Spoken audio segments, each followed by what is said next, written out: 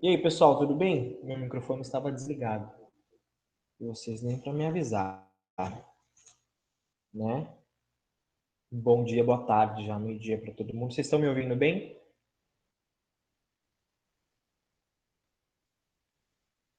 Sim, sim, sim. Bom dia, boa tarde.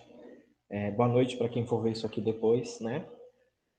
Bem-vindos para todo mundo. Eu falei, e vocês nem falaram que meu microfone estava desligado, mas ele estava desligado, não sei por quê. Mas, ó, eu já compartilhei com vocês a aula de hoje, vocês já estão vendo?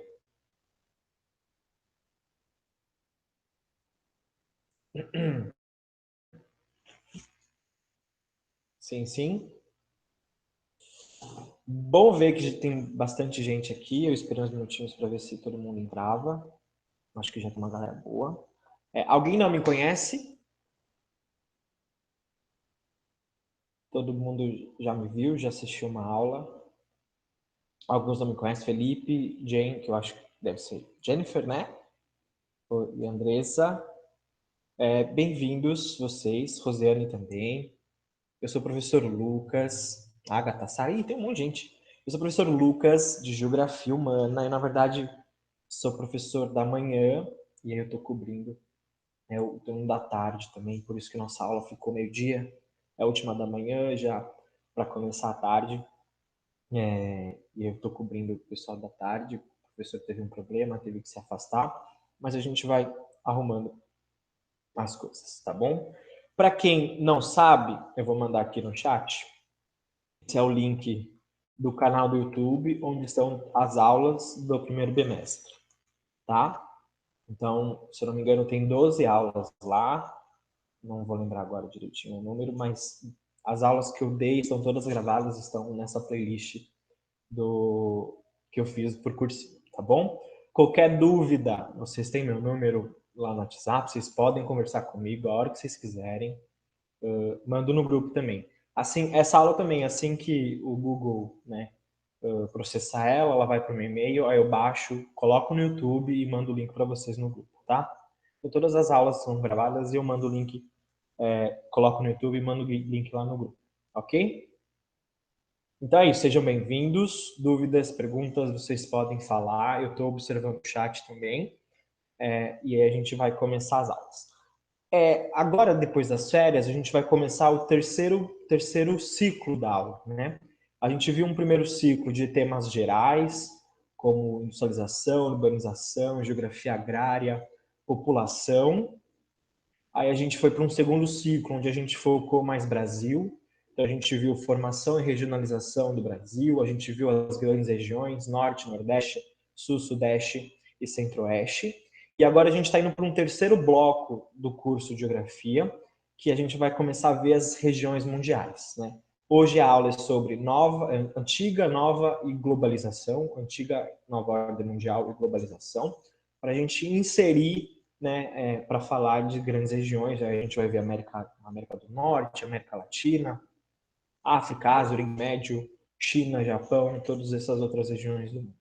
Ok? Hoje é mais uma introdução para esse bloco, e aí a gente vai falar de antiga ordem, nova ordem mundial e globalização. Ok? Vamos lá então? Podem abrir o microfone se quiserem perguntar, se quiserem perguntar pelo chat também, eu estou vendo. Ok? Então vamos lá. F5 já está expandido aqui para mim. Vamos falar de antiga ordem mundial, nova ordem mundial e o processo de globalização. Essa aula, então, é praticamente uma aula de geografia política ou de geopolítica, como vocês acho que vocês escutam mais a palavra geopolítica do que geografia política. A gente vai ver alguns centros de poder, quem manda nesse mundo que está louco aí, essa briga entre Estados Unidos e China, essa influência de territórios, de economia, mas a gente precisa ter um contexto histórico também de como tudo isso começou. Tá bom? Então, para começar a aula, a gente tem que entender o que era a antiga ou a velha ordem mundial. Né? Ela começa pós Segunda Guerra Mundial, então vamos lembrar, Segunda Guerra Mundial, os dois países que saem vencedores, Estados Unidos e União Soviética, e aí a gente vai ter todo o início da Guerra Fria, dois sistemas econômicos, o capitalismo e o socialismo, disputando territórios e influência ao redor do mundo, tá? A antiga ordem mundial, ou velha ordem mundial, ela é caracterizada por um mundo bipolar, ou seja, Estados Unidos e União Soviética disputando os territórios, como eu disse. E vai ser a partir do início da Guerra Fria, 45, 46, vai acabar só lá na década de 90 com a dissolução da União Soviética, ok? Dúvidas? Tá dando para entender?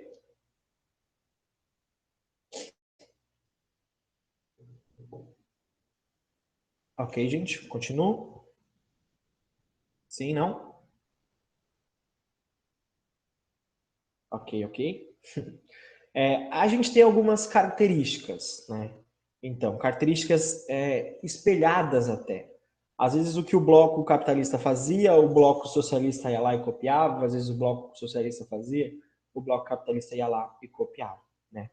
Então, para começar, a gente tem pós-Segunda Guerra Mundial, os Estados Unidos e a União Soviética tentando ajudar os países que ficaram destruídos, tentando reerguer a economia desses países, né? Então a gente tem, de um lado, o Plano Marshall, que foi um plano de ajuda financeira dos Estados Unidos para a reconstrução da Europa Ocidental, que era a Europa capitalista.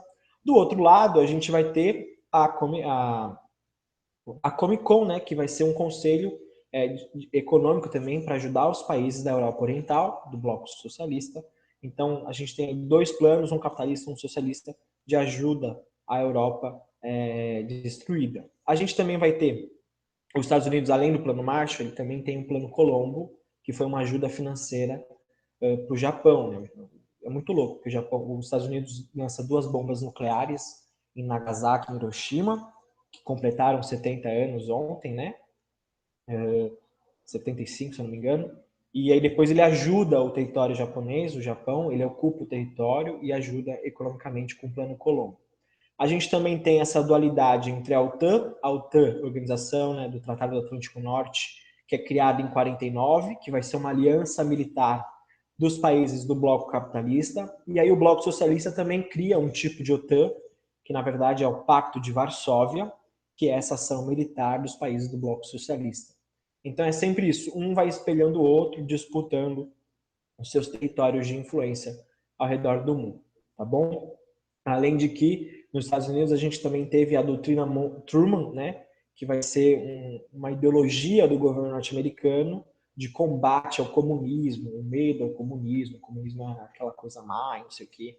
Essa doutrina Truman, do presidente Truman, vai pegar basicamente todos os anos da Guerra Fria dentro dos Estados Unidos. Tranquilo, então, com essa organização e meio que dualidade entre o bloco capitalista e o bloco socialista? Beleza? Passando um pouquinho, a gente também tem nessa época a criação da ONU, né, da Organização das Nações Unidas, né? Então, a ONU, o principal objetivo da ONU, isso sim, isso já é depois da Segunda Guerra, né? Depois de 45, né? A depressão é 30. A gente vai falar mais de depressão quando eu for falar de Estados Unidos, que é a próxima aula, tá? Aqui a gente já está depois da Segunda Guerra Mundial, tá? 1945, 1946. E aí a ONU, criada após a Segunda Guerra Mundial, em 1945, né? O objetivo da ONU, preservar a paz, a segurança no mundo, promover a cooperação internacional, resolver alguns problemas econômicos, sociais, culturais e humanitários. É muito objetivo para a ONU. Aliás, uma das grandes críticas que se faz à ONU é que ela acaba não conseguindo fazer isso muito bem, né? Ela tem uma ação muito interessante nas questões humanitárias, refugiados, agora na questão da pandemia com a OMS, né? Mas uma grande crítica à ONU é que ela virou um grande palco de debate, mais de debate do que de ação, né?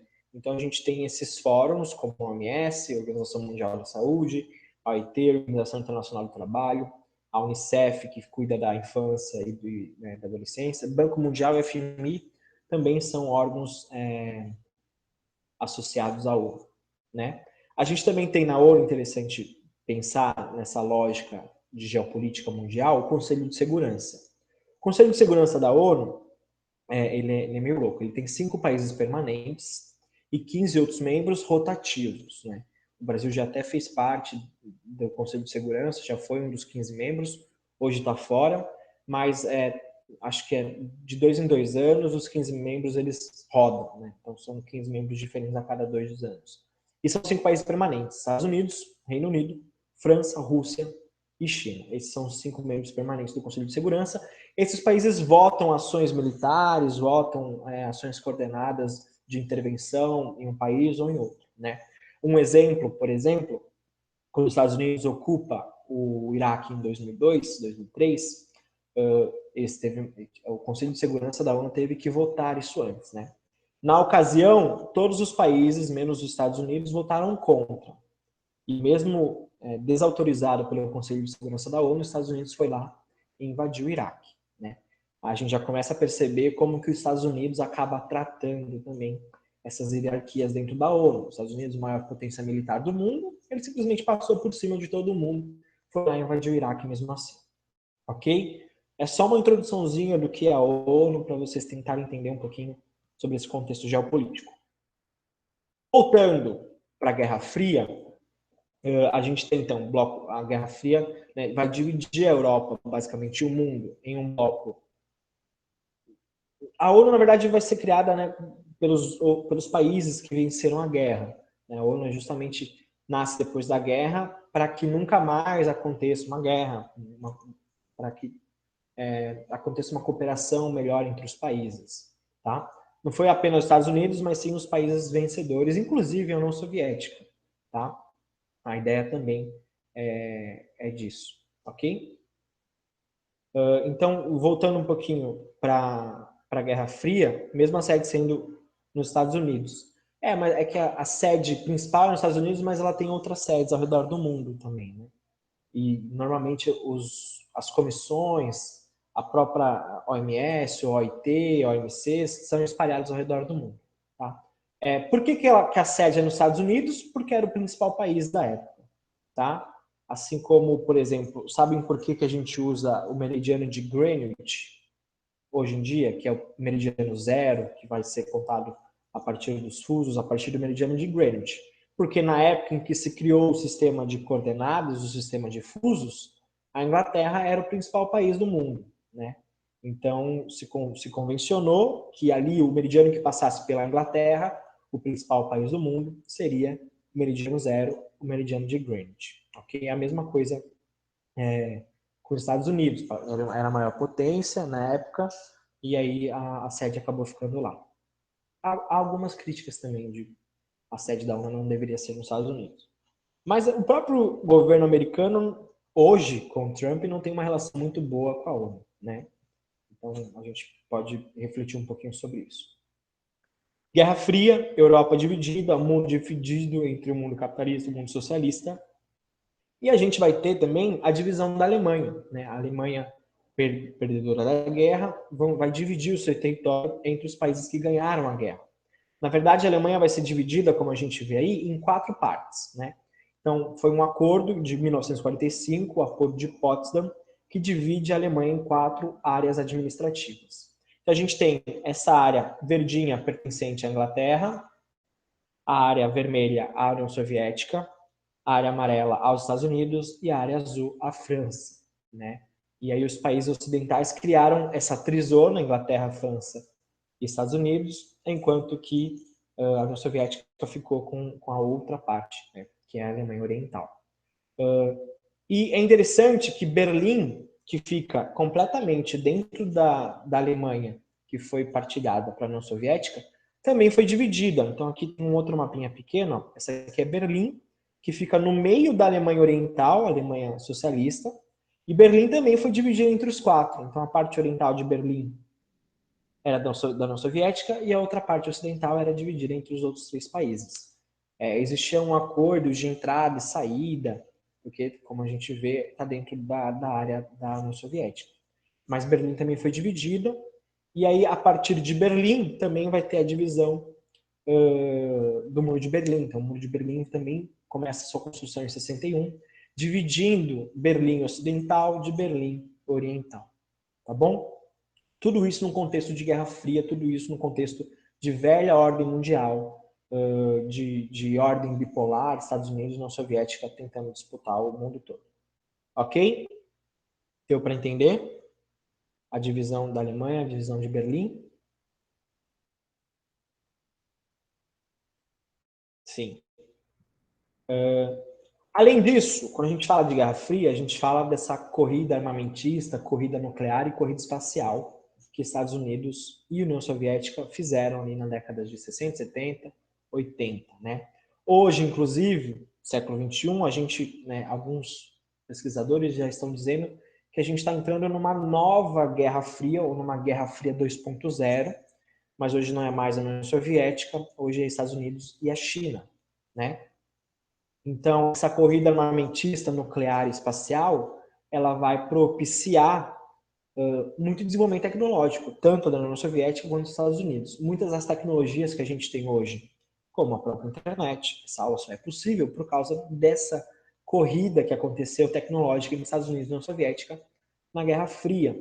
Computadores, eletrodomésticos, várias tecnologias importantes nasceram dessa guerra tecnológica dos Estados Unidos e União Soviética, ok? Nos Estados Unidos, lembram da doutrina Truman, que falava do comunismo, que era uma coisa má, uma coisa a ser perseguida, né? Também houve uma outra política chamada de marcatismo, e aí de perseguição mesmo a comunistas nos Estados Unidos, né? Ela proibia qualquer atividade pró-comunismo nos Estados Unidos com pena de prisão e extradição.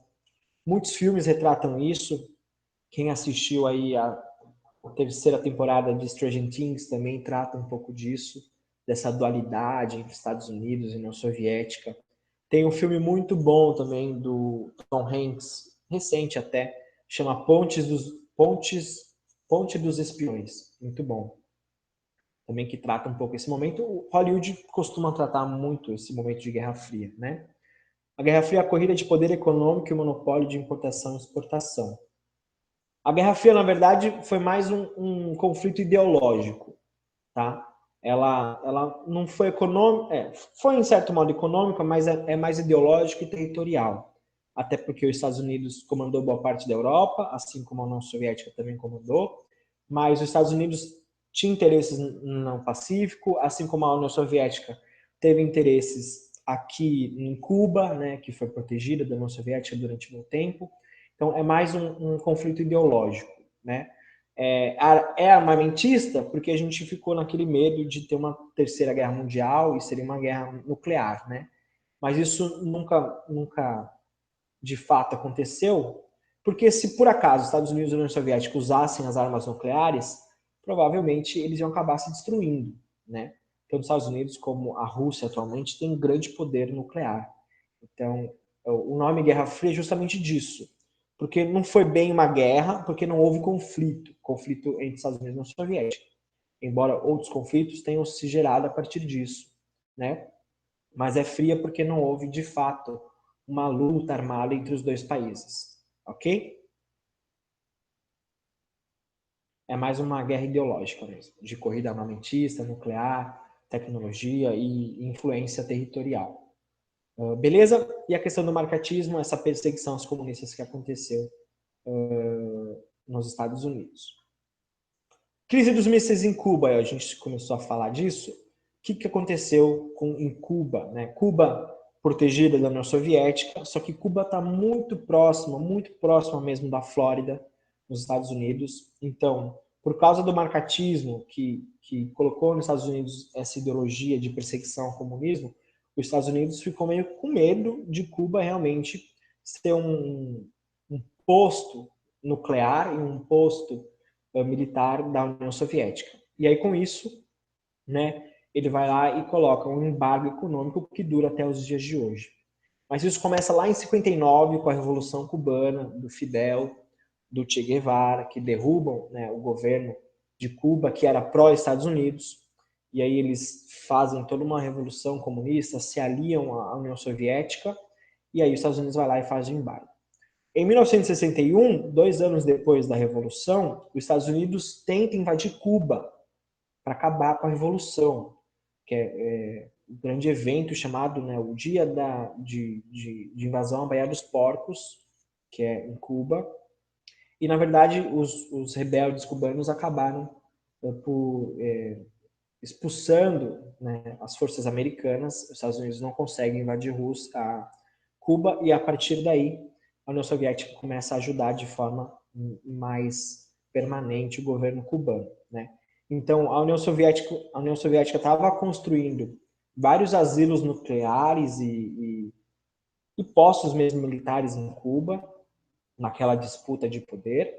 E em 62, os Estados Unidos, a União Soviética exige, na verdade, tem toda uma crise, né? Então, enquanto a União Soviética estava colocando mísseis em Cuba, os Estados Unidos estava colocando mísseis na Turquia, que é muito próximo à União Soviética.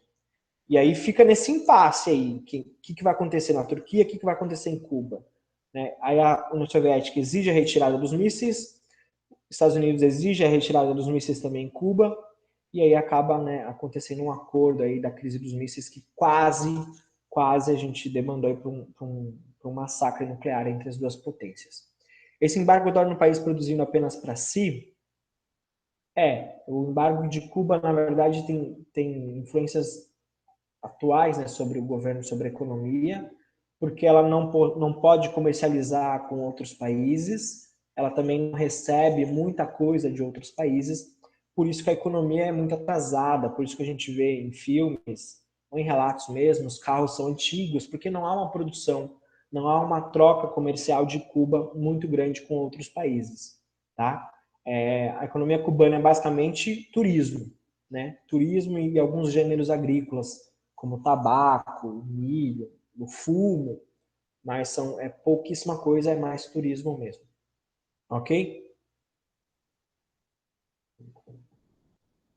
Crise dos mísseis está ok, os dois ficaram se ameaçando, acabou não acontecendo nada, mas quase aconteceu uma coisa aí. Beleza?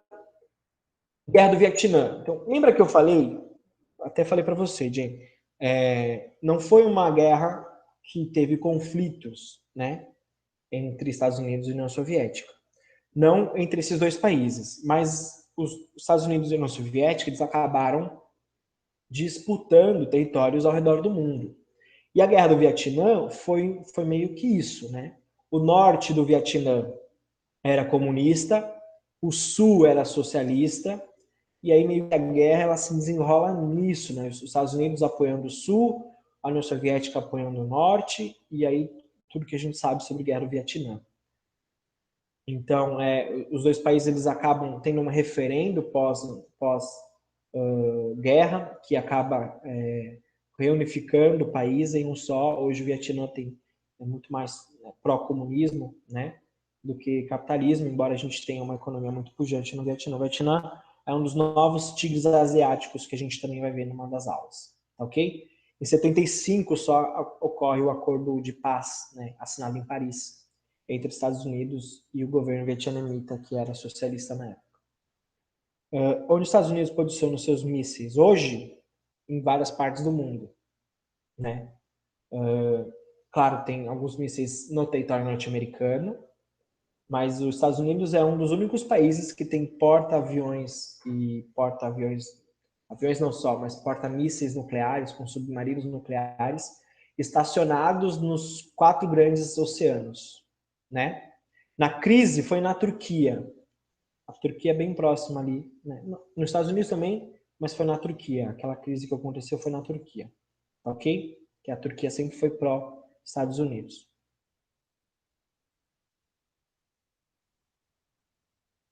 Exato, é sim, a música dos engenheiros é sobre isso também. Tem um filme muito bom que lançou mês passado na Netflix, do Spike Lee. Qual que é o nome? Esquadrão Blood, uma coisa assim. Acho que o nome em português é Esquadrão Blood, que mostra muito bem o que foi a Guerra do Vietnã. Na verdade, é uma história pós-Guerra do Vietnã, de guerrilheiros norte-americanos voltando ao Vietnã. É muito legal o filme, tá? Quem quiser assistir, tem na Netflix, chama Esquadrão Blood. Vou pôr aqui, ó.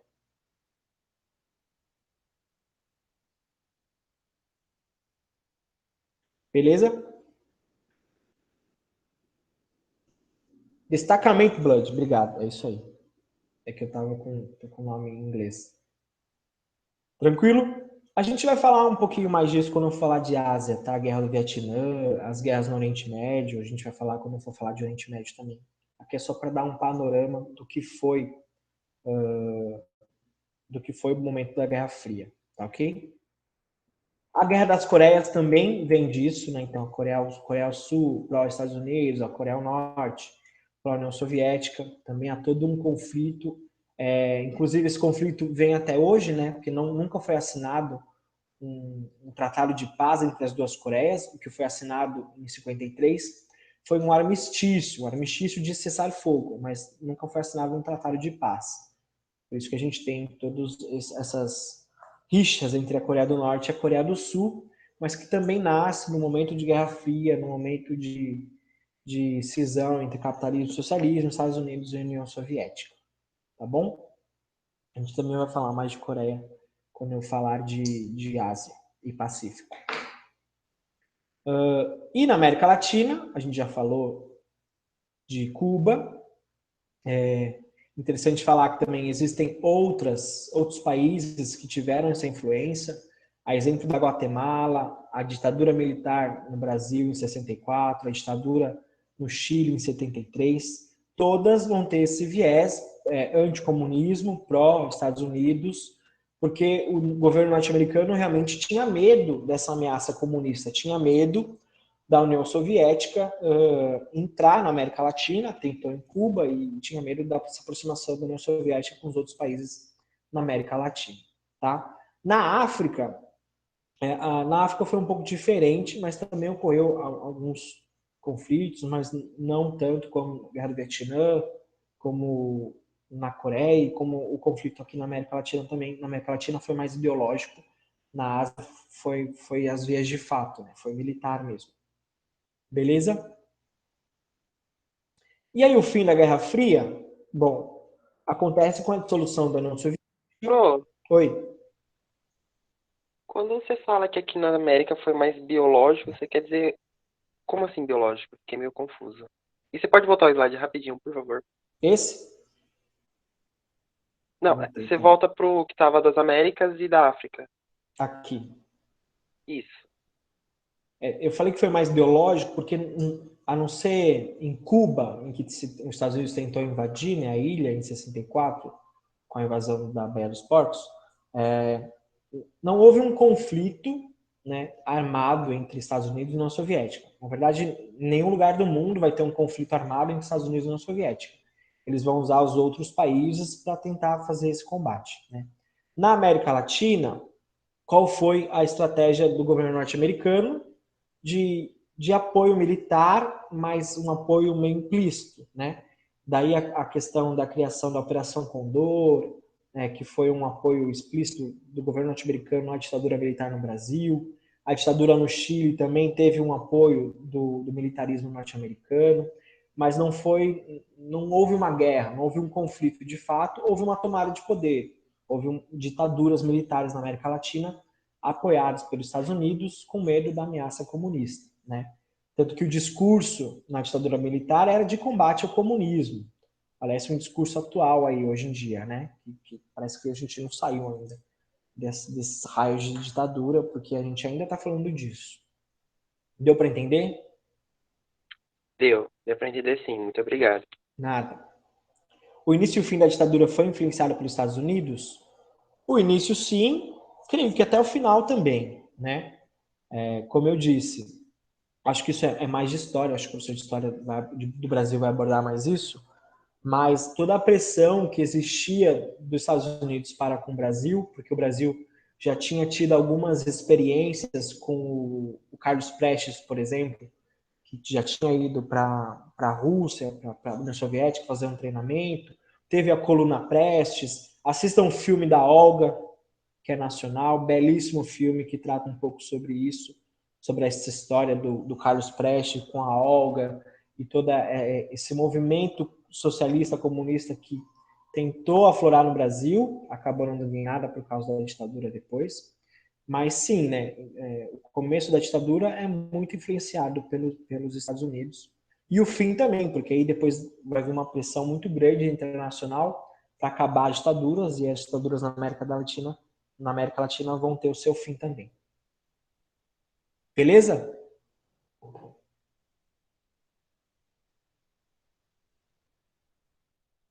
Fim da Guerra Fria, então a gente tem, na verdade, a União Soviética começou muito bem nos primeiros anos, década de 50, 60. Já na década de 70, a produtividade não era tão boa das indústrias, a coisa da economia fechada, porque quando a gente fala de um sistema socialista, a gente está falando de economia fechada, não tem exportação e importação.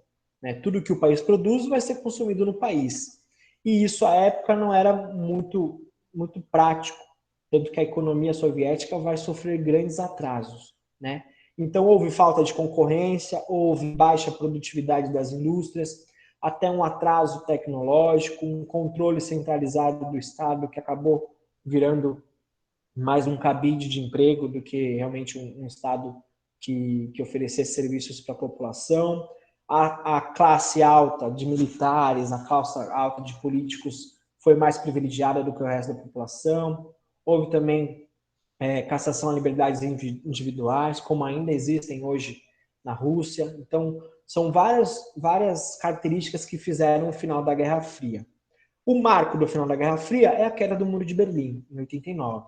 A partir da queda do Muro de Berlim, a gente tem a dissolução daquele Pacto de Varsóvia, lembra que era a ajuda das ex-repúblicas soviéticas, dos países socialistas.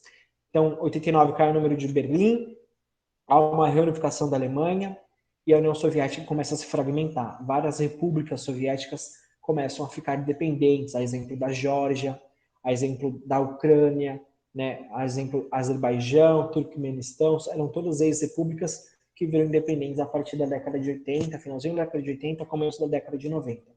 E aí, em 91, para meio que 1991, para continuar com uma coordenação importante entre os países do ex-bloco socialista, é criada a CEI, que tem esse símbolo aqui branquinho. A CEI é a Comunidade dos Estados Independentes, que foi um bloco político para organizar a economia desses países que eram União Soviética e hoje são independentes. Pensa assim, eles viveram mais de 40 anos dentro de um sistema socialista e aí do nada eles ficam independentes e eles têm que viver agora com um sistema capitalista. Como que a gente vai fazer essa transição? Essa transição foi muito ríspida, foi muito abrupta. Então a CEN ela vem para ajudar nessa coordenação e também para a Rússia, no caso, continuar tendo influência nesses países. Tá bom? Mas então, final da Guerra Fria, década de 80, comecinho da década de 90, a gente tem a dissolução da União Soviética. E aí a gente vai ter um mundo diferente. A gente não tem mais aquele mundo bipolar, Estados Unidos e União Soviética. A gente tem um mundo agora bipolar. Desculpa. A gente tem um mundo agora unipolar ou até um mundo multipolar, né? Quais são as consequências do final da União Soviética? Consequência geopolítica, né? O fim da Guerra Fria ele vai abrir espaço para esse mundo multipolar, ou seja, a antiga ordem mundial era Estados Unidos e União Soviética, certo? Agora, sem a União Soviética, a gente vai ter outros centros de comando, outros países importantes. Um deles vai continuar sendo os Estados Unidos, um outro centro importante mundial vai ser a União Europeia, e um outro centro importante mundial vai ser o Japão. Ali na década de 90, era o Japão. Hoje já não é mais o Japão, hoje é a China, mas o Japão ainda influencia importante, é uma influência importante na Ásia, tá? Então a gente tem essas três regiões importantes no mundo. Estados Unidos, na América, a Europa, ali no meião, e Japão e China na Ásia e no Pacífico, tá? E aí a gente tem esse mundo multipolar, ou seja, agora são vários países né, comandando essas relações de poder, essas relações tecnológicas, essas relações territoriais e principalmente econômicas. A gente vai ter a passagem. Antes era uma disputa territorial, lembra? Estados Unidos queria Cuba, aliás, a União Soviética queria Cuba, os Estados Unidos queria o Vietnã, queria a Coreia. Era uma disputa territorial na antiga ordem. Agora a gente não tem mais a disputa territorial, porque agora o controle ele não é pela força, ele não é pela ação militar. O controle mundial hoje é pelo dinheiro, ou seja, o controle é pela economia. Quem tem a economia mais forte acaba dominando o resto do mundo. Tá ok? Beleza? Então a gente tem esse mundo multipolar, Estados Unidos, Europa e China e Japão, mas muitos cientistas, muitos pesquisadores, historiadores, também dizem que não é um mundo multipolar, a gente tem um mundo unipolar, onde só os Estados Unidos comanda essas relações. Então a gente tem essas duas visões da nova ordem mundial. Pode ser um mundo multipolar, com Estados Unidos, Europa e China, pode ser um mundo unipolar, onde só os Estados Unidos têm a força para tem essa força, né, para comandar essas relações econômicas sociais ao redor do mundo. Esse mapinha acho que fica mais claro, ó. Aí, ó, foi esse mapinha. Então a gente tem o mundo multipolar, né, onde os Estados Unidos aqui na América comandam, tem a sua área de influência na América Latina, né? Então é como se que isso, tranquilo, como se cada região tivesse uma área de influência. Os Estados Unidos comanda a América Latina, a Europa comanda o continente africano e a China e o Japão hoje comandam, né, o leste asiático e a Oceania. Tudo bem? Então são essas áreas de centros de poder comandando as suas áreas de influência. Então aqui, ó, as bolinhas são os 4 principais polos ou centros de poder. A gente tem essa manchinha preta que é a superpotência militar atuante hoje, que é os Estados Unidos. A gente também tem manchinhas, né, aqui a cinzinha na Rússia, que é a potência decadente, né, da União Soviética. As linhas pontilhadas são as áreas de influência. A gente tem a área de influência dos Estados Unidos, na vermelha, a área de influência da Europa, na verde, e a área de influência da China e do Japão, na azul. E a gente tem o hemisfério norte desenvolvido, rico, né? O hemisfério sul subdesenvolvido, pobre, e a linha divisória laranjinha aqui, ó, tá vendo? Tem uma linha divisória, pega os Estados Unidos, Europa, Rússia, e aí traz também a Austrália. A Austrália, mesmo estando no hemisfério sul, ela está ideologicamente no hemisfério norte, porque é um país rico, desenvolvido, né? Então, essa linha laranjinha, ela divide o hemisfério norte, rico, do hemisfério sul, em desenvolvimento subdesenvolvido. Tá ok? Acho que esse mapinha ele transmite muito bem as áreas de influência, os centros de comando e essa divisão entre o norte e o sul. Tranquilo? Dúvidas sobre o mapinha? Pronto. Isso Oi. tudo é uma pincelada que você está dando, né? A gente vai se Aham. aprofundar um pouco mais durante o semestre. Sim, sim. Ah, ok, então. Tudo tranquilo. Mas é importante saber os centros de comando e as áreas de influência. Isso deu para entender.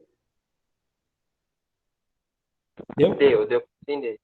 Beleza. Então, quando a gente fala de mundo multipolar ou unipolar, nova ordem mundial, a gente está falando dos Estados Unidos, Europa, China e Japão comandando as suas áreas de influência, tá? Ou isso pós Segunda Guerra, isso pós Guerra Fria, pós 1990. Então essa é a nova ordem mundial. E aí uma coisa que nasce na nova ordem mundial é o conceito de globalização, né?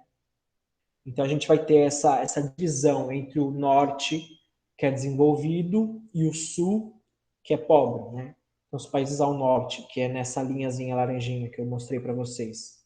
Os países ao norte são os países ricos, industriais, com maior poder tecnológico. Os países ao sul, né, em amarelinho, são os países subdesenvolvidos ou em desenvolvimento, mais pobres, em sua maioria agrários. Tranquilo? A gente também tem uma divisão entre países centrais e países periféricos, ou semiperiféricos, né? Os países centrais são os países ricos, Estados Unidos, os países da Europa, Austrália, né? São os países que têm as sedes das grandes empresas, são os países que têm as maiores indústrias, os grandes bancos, as maiores bolsas de valores, tá? A gente tem os países periféricos, a exemplo do Brasil, com economia agroexportadora, baseada na mão de obra barata, latifúndio, grandes propriedades de terra, concentração de renda. E a gente tem os países semi-periféricos, no estágio intermediário entre os países centrais e os periféricos, né? São aqueles que conseguiram se industrializar durante o século XX, mas não têm, mesmo não tendo a economia agroexportadora, né?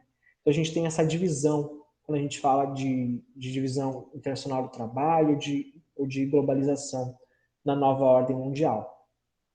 E aí a gente tem aqui também a chargezinha, né, do país rico, um carinha escutando música, com tênis de 150 dólares. E, na verdade, no país pobre, onde foi fabricado esse tênis, a gente tem essa dualidade, né, onde é produzido e onde é consumido. Poderia dar um exemplo de país semi-periférico? A América Latina se encaixa em semi-periférico, né? Ou mesmo o Japão, não, o Japão já é rico, mas a China, a Índia, são países semi-periféricos. Conseguiram se industrializar, mas eles ainda têm parte da economia baseada na exportação de produtos primários, de produtos agrícolas, tá? Basicamente, vamos pensar que a América Latina, Sudeste Asiático, são semi-periféricos. Já a África são periféricos, tá?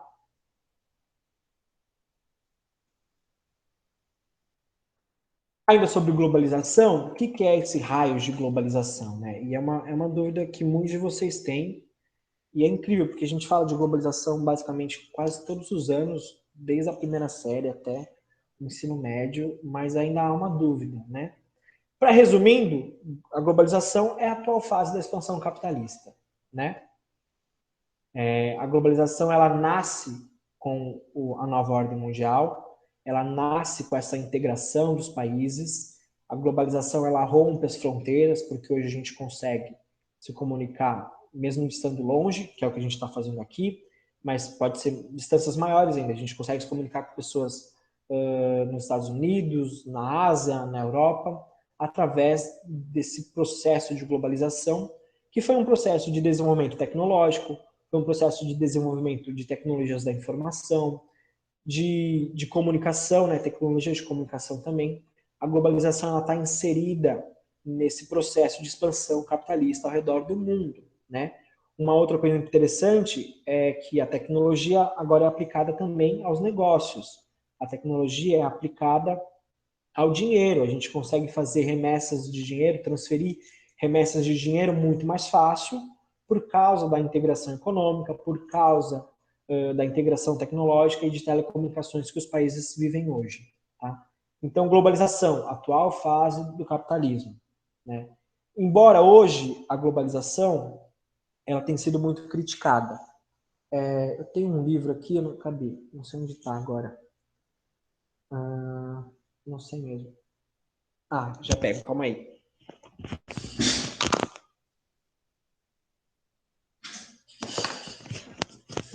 Voltei. Eu tenho um livro aqui, ó, chama Por uma Outra Globalização. Cadê eu? Vocês estão conseguindo ver? Deixa eu dar um start aqui.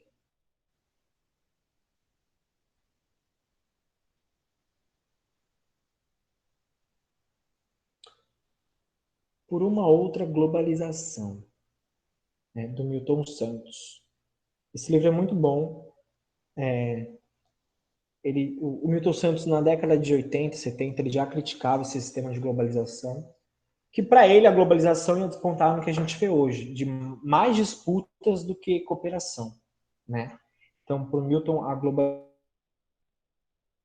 globalização ela tem um aspecto interessante de cooperação, mas o que acontece de fato não é em cooperação, que é o que a gente está vendo com os Estados Unidos e China hoje, né? Para o Milton Santos, a globalização ela é uma fábula, porque a globalização fala que os países agora são todos conectados e integram um grande sistema de cooperação, mas na verdade não acontece, né? Inclusive, não são todos os países que têm tecnologia disponível, não são todos os países que têm internet. No Brasil mesmo, não é todo mundo que tem internet, né? A questão das aulas online, por causa da pandemia, ela trouxe essa realidade à tona. Muitas pessoas não têm internet no Brasil. Né? E como ter aula online se muitos estudantes não têm internet? E por Milton, ela é perversa também. Porque ela meio que conta uma historinha para boi dormir. Né? De que todo mundo é feliz, de que todo mundo tem acesso, mas na realidade ninguém. Né? Na realidade, boa parte da população não tem acesso. O que é o continente africano hoje no meio da globalização? É um continente esquecido, né? Esquecido literalmente. Tranquilo? Então a gente tem essa relação entre globalização, que poderia ser uma coisa legal, por isso o livro chama Por uma Outra Globalização, de cooperação, de ajuda mútua, mas que não acontece na prática. Na verdade, a globalização ela vem aumentando a desigualdade no resto do mundo. Tá ok? Beleza, gente? Dúvidas? Perguntas? Hora de perguntas. Beleza, pro. Tá tudo bem aqui. Tranquilo? Deixa eu ver se eu abro um exercício pra gente. E aí a gente faz um exercício sobre globalização. Calma aí.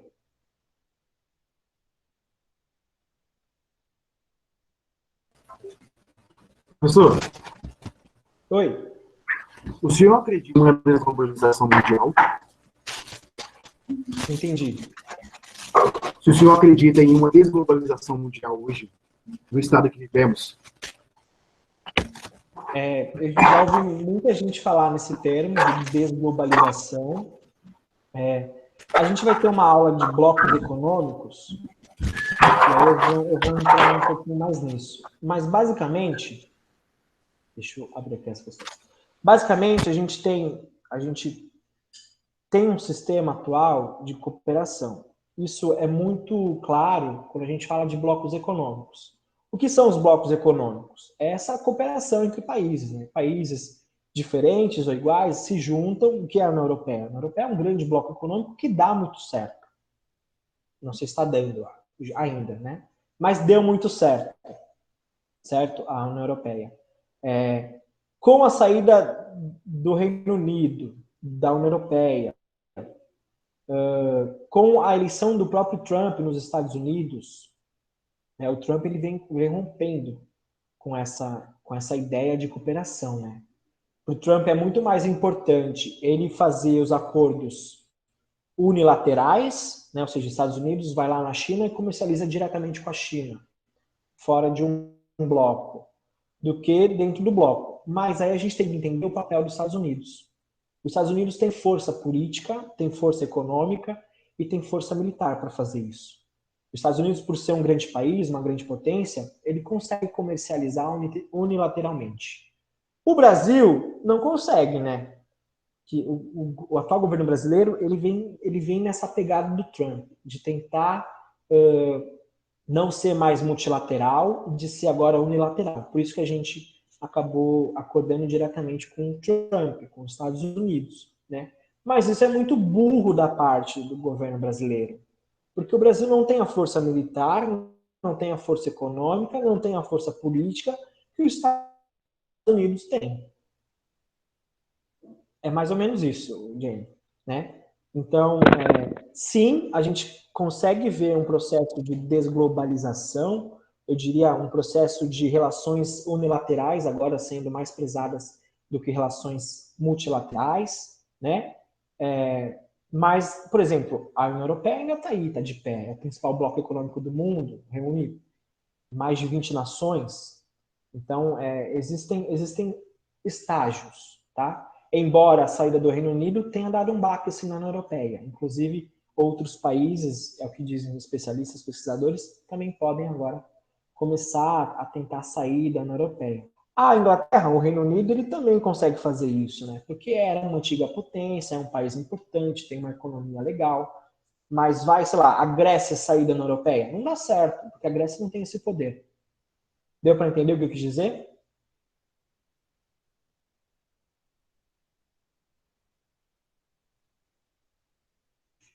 Sim?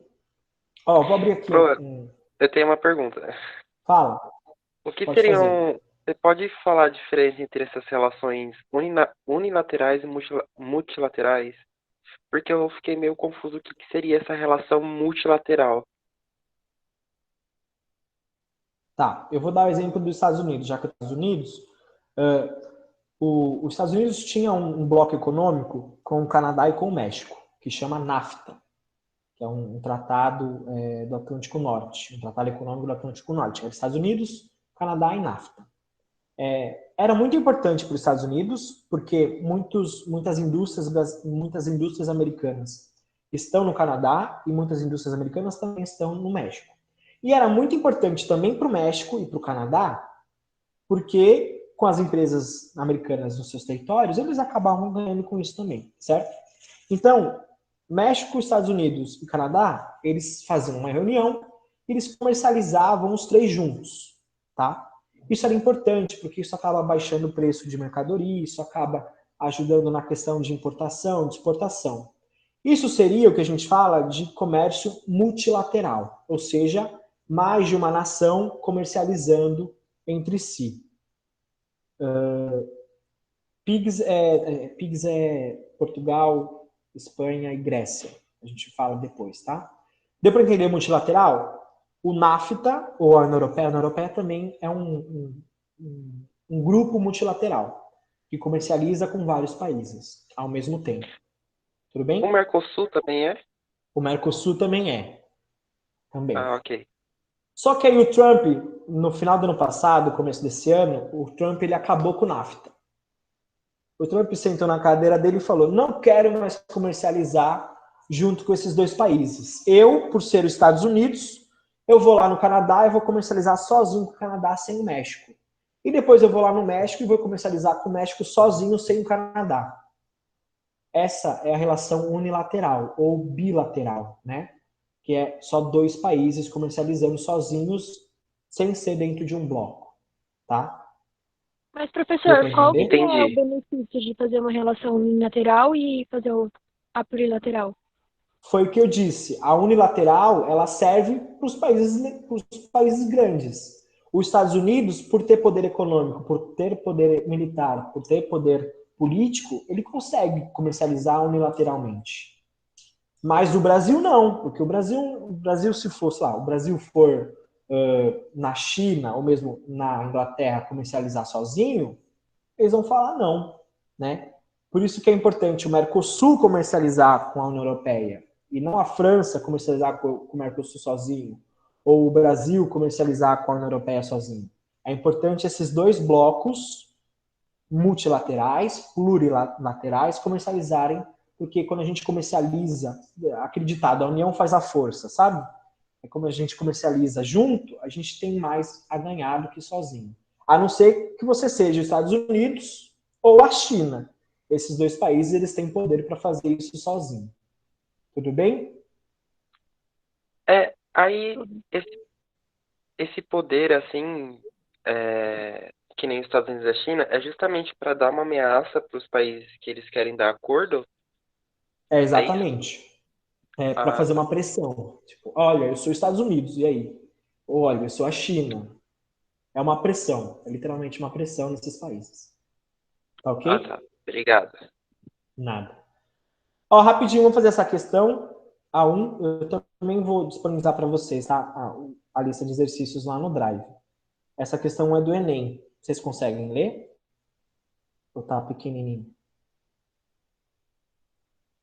Eu vou dar mais um zoom aqui.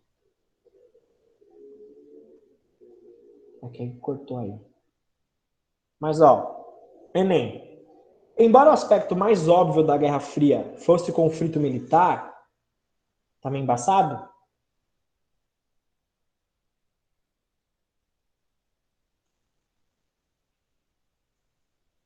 Tem muita coisa aberta. Agora tá bom. Ó. Embora o aspecto mais óbvio da Guerra Fria fosse o confronto militar e a cada vez mais frenética corrida armamentista, não foi esse o seu grande impacto. Ou seja, não houve o conflito militar na Guerra Fria, né?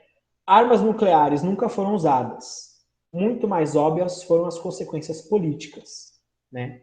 Por isso Guerra Fria, não houve conflito, mas sim uma disputa ideológica. E aí a pergunta é: o conflito entre as superpotências, quem era a superpotência? Estados Unidos e União Soviética, teve sua expressão emblemática no. Então, qual foi o principal conflito entre Estados Unidos e União Soviética na Guerra Fria? A. Formação do mundo bipolar. B. Aceleração da integração regional. C. Eliminação dos regimes autoritários. D. Difusão do fundamentalismo islâmico. Ou E. Enfraquecimento dos movimentos nacionalistas. E aí? Essa tá fácil, né? É a A, né? Esses dois países criaram um mundo bipolar de disputa ideológica entre capitalismo e socialismo. Houve aceleração de integração regional entre eles? Não, eles não se integraram regionalmente, né? Eles, inclusive, disputaram regiões ao redor do mundo. Eles também não eliminaram regimes autoritários, pelo contrário. Tanto a União Soviética quanto os Estados Unidos criaram regimes autoritários, a exemplo das ditaduras na América Latina, né? Não houve difusão de fundamentalismo islâmico também, isso aí já é século XXI, né? Ou mesmo anos 70, mas aí é Oriente Médio a gente vai falar. E também não houve enfraquecimento de movimentos nacionalistas. Houve empoderamento de movimentos nacionalistas, a exemplo, de novo, das ditaduras militares na América Latina. Tá bom, pessoal? Eu vou colocar os exercícios e a aula para vocês lá no Classroom. Assim que processar certinho, eu divulgo para vocês no grupo e no Classroom. Tá ok? Últimas dúvidas para finalizar a aula? Eu tenho uma, mas tinha uma no chat. Então, se quiser responder aquela primeira, eu faço a minha depois. Deixa eu ver. E a Rússia tem cacife para fazer o mesmo? Então, né? A Rússia hoje é um país importante, muito por causa de ter sido União Soviética, né? O principal país da União Soviética. Mas a Rússia hoje vem perdendo espaço para a China, né? Eu diria que a Rússia, ali no leste asiático, tem um pouquinho de influência. Mas na Europa, a Rússia já não manda muita coisa, né? Hoje é a China que comanda essas relações. Hoje o polo socialista passou de Moscou para Pequim. Hoje é Pequim que comanda esse núcleo socialista aí. Tá bom? Pode fazer. Quem mais? O BRICS é É, complicado. eu ia perguntar realmente da Rússia, porque a gente estava conversando, era muito uma relação Estados Unidos influenciando a América, a Europa, a África, enfim. Uhum. E aí a Rússia fica num lugar meio que sem nada. E no mapa ele estava em decadência. E eu queria entender esse lugar da Rússia, né? O que está acontecendo. É interessante. Deixa eu só, pessoal, para quem quiser sair, podem sair, tá bom? Muito obrigado pela participação de vocês. Eu vou respondendo as dúvidas. Tá ok? Vocês estão liberados, porque até já deu horário. Ok? Em relação à Rússia, ela realmente não ocupa mais o espaço que ocupava, né? Inclusive, não sei se vocês viram que semana passada eles divulgaram uma vacina, né, russa. E o Putin falou que ia começar a vacinar em outubro já a população.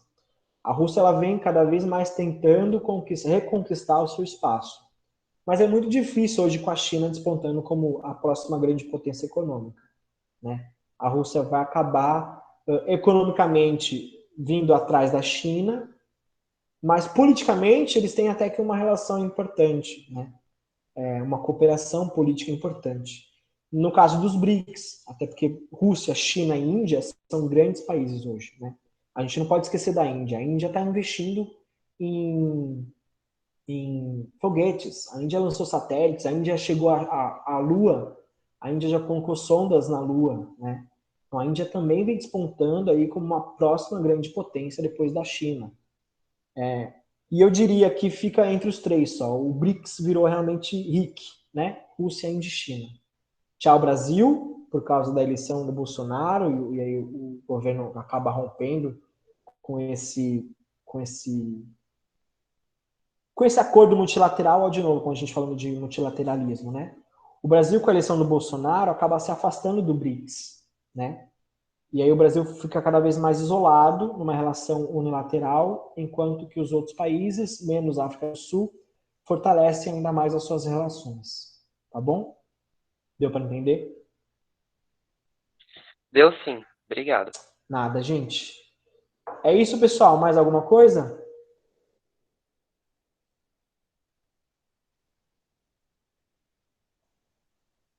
Não? Então, muito obrigado. Semana que vem a gente se vê de novo.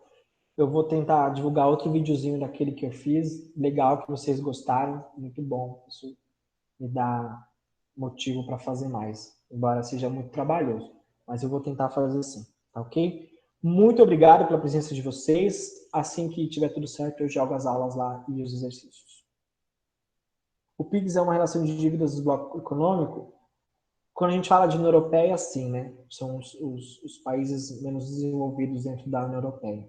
A gente vai ter aula de Europa, tá? Segura aí, ó, dúvida um pouquinho, que quando a gente falar de Europa eu falo mais de Pix. Beleza? Beijos, abraços e até semana que vem. Qualquer coisa me chama aí no WhatsApp. Tchau, gente. Tchau, Pro. Obrigado pela aula. Nada. Tchau, tchau.